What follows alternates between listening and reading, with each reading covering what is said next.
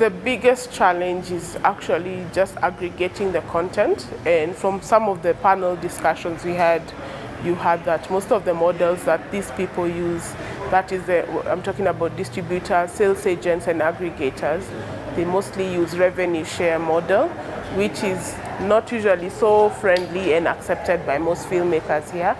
But not every distributor will be able to offer you a minimum guarantee or a license fee or a flat fee. So one of the challenges is that people not having that education and background and training on film monetization skills. My advice, I always love backing up solutions to the challenges because that's what keeps us in business. Essentially, you are the sole distributor of your content, whether or not you have a distributor. So when you're creating your content, when you're in the development stage, conceptualization, you already have in mind that I want this show to go to, or I want this film to go into festivals, I want it to be sold to VOD, and then that's when you start figuring out how do I start reaching out to these people in advance. And the good thing with these distribution companies right now is that you can approach them in advance, and you can talk to them so that they help you to map and identify the opportunities in the market, the trends in the market. And from that, you're able to create a brand or a product, because we are talking about film as a business, not film as a hobby, not film as just an art that is not gonna bring in returns. So that said, think of film as a business, approach it as your business. So that means you have to create a plan on how to monetize, create a plan on how on all the distribution channels you can monetize from. And it's not just one platform. People just want that one breakthrough that I'll take it to a streamer like Netflix, like Amazon, Showmax, and I'll get to recoup my revenue.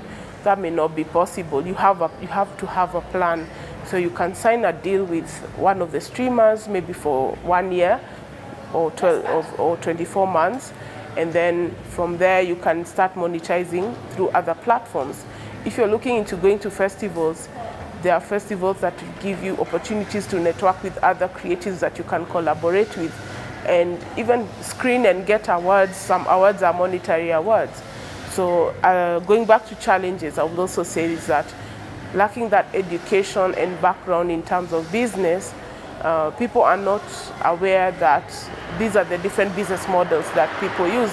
So it's not only just revenue share, and even if it's revenue share, there's some calculations that are done, because the distributor is your representative in all these markets that exist.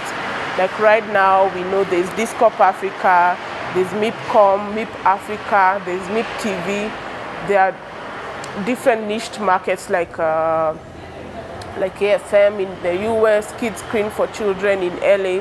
So if your content is packaged by a distributor and they're going into all these markets, they will also, charge you for the cost it takes them to market your content in all these different places. So my hope is that through these platforms that we are creating and the workshops, is that we create education and we create opportunities for filmmakers to position themselves better, and to know that the deal they're being given by a distributor is a good deal, and they will also equip themselves with IP law skills, because it's not just about business skills, it's also about how do you understand legally what your product is all about.